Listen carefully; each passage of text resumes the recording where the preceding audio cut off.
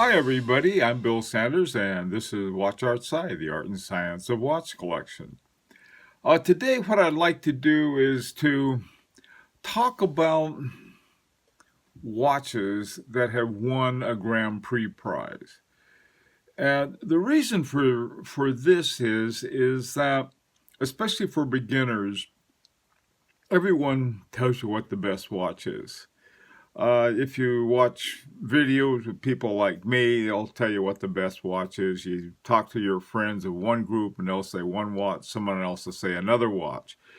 And the thing I like about the Grand Prix prize winners is that they're chosen by real experts. And people will say, well, they're prejudiced one way or the other. And uh, who knows? But at least these are people who are really good. They're watchmakers. They're people who are involved in making watches. They're designing watches and all of the aspects of watches.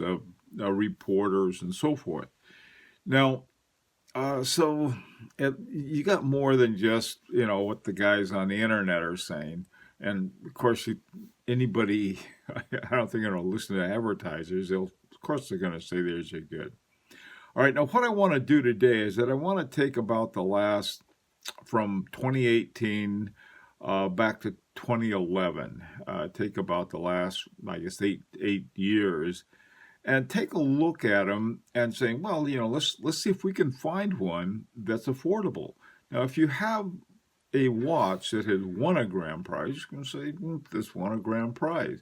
They advertise it. Boy, if a watch wins a grand prize, they make a big deal about it. A couple of my watches that have won grand prizes. This is in 2005.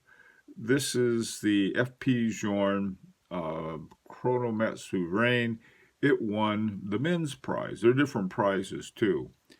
And also, I think this was 2013, 14, something like this. This is a Habring 2, and it won what's called the Petite Aiguille, which means the little hand. Now, until 2018, the Petite Aiguille was for watches that were under 8,000 Swiss francs, which is pretty close to the dollar, pretty close to the euro as well. So it'll give you some kind of idea. I left the figures in Swiss francs just to be on the accurate side. So anyway, so when you talk about the value of a Grand Prix winner, especially if you're a beginner, you say, look, this is chosen by, it had competition with some really, some of the top watches. They go through a couple stages. First of all, everybody puts in the watches they want to be entered into the Grand Prix. And then the judges look at them and they have sort of what are called the pre-selected, and this is sort of like the finishers, the ones that are going to be considered for winning, and then there are the winners themselves. And so today what I want to look at are the winners, and see if we can find some who have won in the categories. Now the main categories are three we're going to look at, well, possibly four. One is the Petite Aiguille, because these are under 8,000. They're a little different in 2028, but I'm going to try to get things, keep them really low, under like $6,500, somewhere in that neighborhood, and much lower than that. Some are as low as $2,000. And so we're going to look at what's affordable. Now, to get started, what I want to do is that if you're not familiar with the Grand Prix d'Horlogerie de Genève, it's sort of like the Oscars for watches. And to get there, you go to the GPHG.org. I got it set out there for you. And what you'll find a list. It'll say home 2018 edition, and so on and so forth. And you'll find a little click that says history. And so when you click the history, then you get all of the dates from 2001 to 2018. And then you go down, and we're going to start with 2011. So then you go and you click on 2011.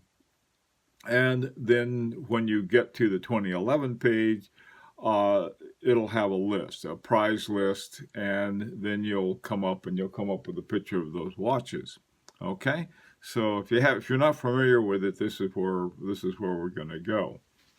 And if you're a collector, you really should be familiar with it. And I know says, well, these guys, there's all kinds of things, but I still haven't found one that is totally reliable on all levels. I really haven't, and so we'll take a look at this.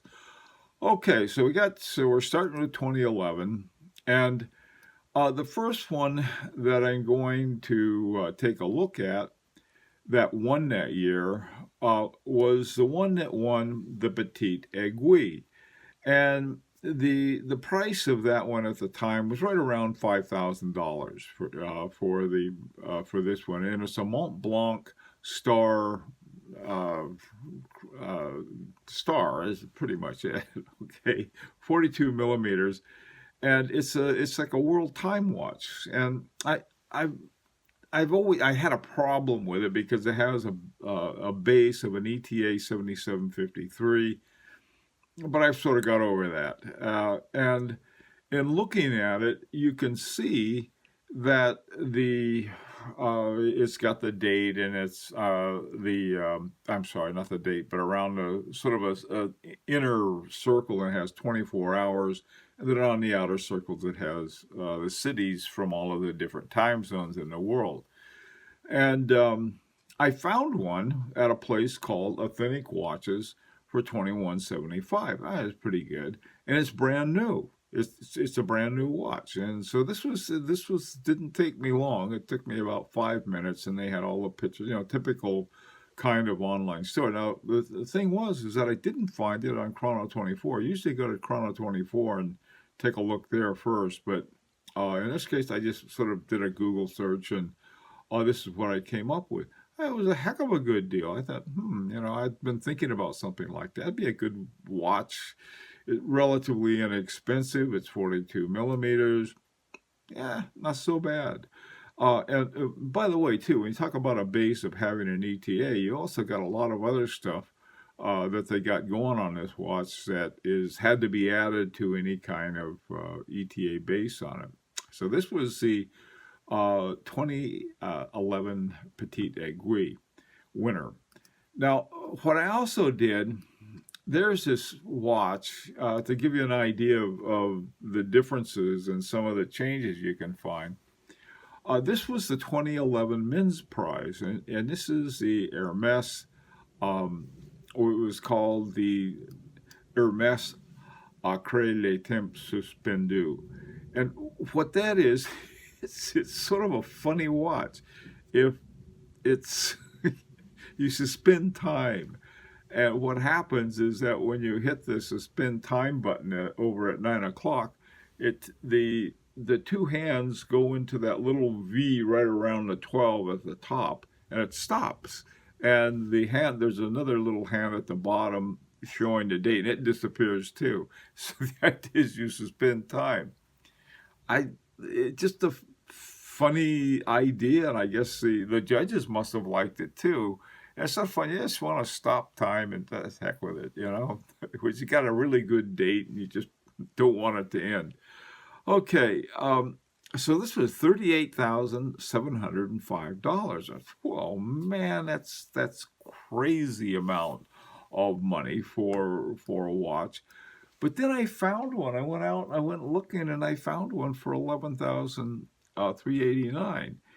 Now, it's sort of a funny thing because this watch later on they updated it, and they put an updated movement in it.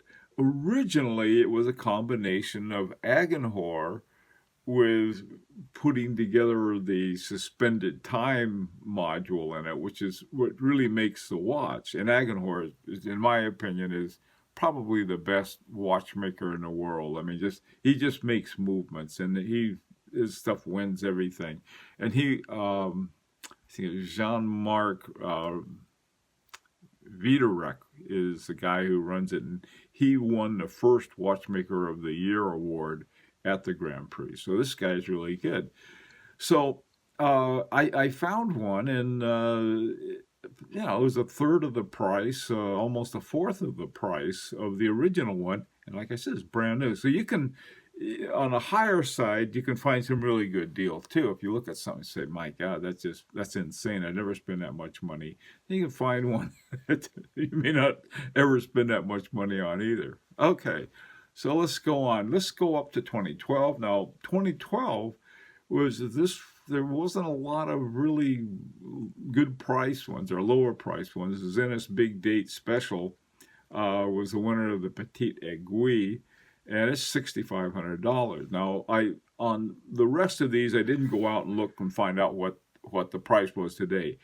If you're interested in any of these, go out and take a look. In fact, you can go before 2011, goes all the way back to 2001. In fact, in 2001, this particular watch, the Zelda Raw, was one of the finalists, but it was in the jewelry thing. But it, to me, has been a fun watch to have.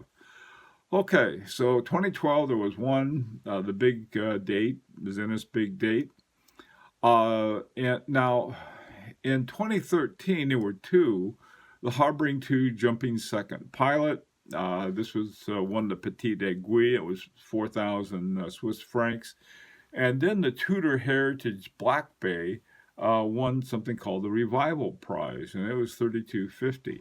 Now, one of the things you're going to find is that a lot of good deals on these Revival Prizes, and I don't want to speculate on what they are, but that particular watch, the Tudor Heritage line, has done extremely well. And I think in part it's due because people recognize it and say, hey, this is a winner. It's also really well priced. It's owned by Rolex, so people sort of see themselves as getting into the Rolex family if they like to do that. Which, by the way, Rolex has never entered into the Grand Prix.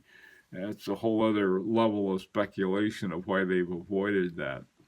Okay, so 2013, there are a couple there that are pretty good price. And again, this was, 6 years ago now. So there may be some good deals on it. I know Harboring 2, you're not going to find too much. People don't sell them. they hang on to them. And if they do, they don't seem to lose price. But that's really, it's like a handmade watch. Okay, let's go on up to 2015. And you may say, wait a minute, what happened in 2014? Well, there weren't any in 2014 that were under 6,000, even the Petite Aiguille, so I skipped it. So here we have 2015, and you have the Harboring 2 Felix. This is this one, $44.50. I think that's exactly what I paid for. It's one of the few times that I couldn't negotiate on a price of a watch, and it's been such a good watch, I don't mind. Now here you have another Tudor. This is in the sports category. Sports category, you can find some really good buys there. This one's $4,200. The Tudor Pelagos. I like it. I like them both, as a matter of fact. All right, going on up to 2016. Now, there were three in 2016 that were really well priced. Tag Heuer had something called the Heuer Monza chronograph, and this won the Revival Prize, and this was $4,900. On the other end is another Tudor Heritage Black Bay Bronze Petite Aiguille, $3,800. Now, what happened with Tudor Heritage line is that they came out with their own movement between the time they won their first one and then they started winning subsequent ones, but they had this new movement that was in-house. I think it was probably one of the reasons they got an in-house. Now, one of the best deals I think I've ever seen, in terms of certainly the lowest price on one, was an Eberhard and Company, the Scrafograph 300. Now, this won the sports prize. It's only $2,640 or 40 Swiss francs. And this was another neat watch. This has, it does have an ETA in it, and possibly the Tag Heuer may also, or at least a base of it. But the old Eberhard, I talked to the judge, one of the judges, and I said, well, What? Well, what did that one for? He said, well, I said, they did a lot of things in the sports watch category, and the other ones did it for like 10 times the price. So we said this one deserved it, and they did, which is I thought was an interesting thing. Now remember, it's 2016, and here it is 2019. A lot of these prices will have gone down by now, or they're also on the used market. So it's another way that you can find some special watches, Grand Prix winners. Okay, 2017, there were two. One was another revival, and this was the Longines Navigation Big Eye, and this is a chronograph and pilot's watch, big old thing. And then again, another Tudor Heritage Black Bay with a chronograph. It won the Petite Aiguille, 41,600. The Longines, wait a minute, actually the Longines is the lowest, best price I think we've seen on any of the ones, even lower than the Eberhardt. This is only 2,300 Swiss francs. Okay, finally this year they added a new category, and it was a good thing they did because the Petite Aiguille they had was a wonderful watch. It's a Harbring 2 Doppel Felix. This is the one I really want, but that thing was like $8,800, something like that, which is above the 6,000 line I wanted to use. Seiko is right on the edge too of being a little high. It won the Seiko Prospect 1968 Divers Recreation.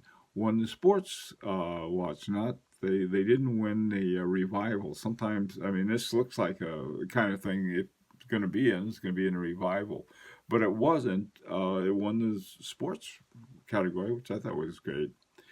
The Nomos Glashütte won a new category. This is called the Challenge category, and these are watches that were under $4,000.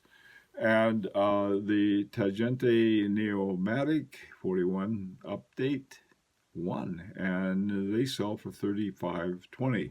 I think what you're going to find in the future is you're going to find all of your good deals are going to be in the challenge category. The Petite Aiguille, which used to be under 8,000, is now between 4,000 and 10,000. So it's gone up a little, but both of those categories, plus the sports categories, where you find your lowest prices. Okay, well, you have the tools, you're on your own. Another thing that you might want to do is that if you don't see any of the winners you like, you can also look at the pre-selected, and you'll see on the categories at the Grand Prix website. More than anything else, I would really like to have your opinion of what you think, what your ideas are about that. And I know a lot of people are saying, well, you shouldn't use that. I haven't found any. Come up with an alternative that you may know about. I think the ultimate alternative is doing your own research. And as always, this is an invitation to subscribe if you like. And until Sunday, this is Bill Sanders for Watch Art Side, the art and science of watch collection.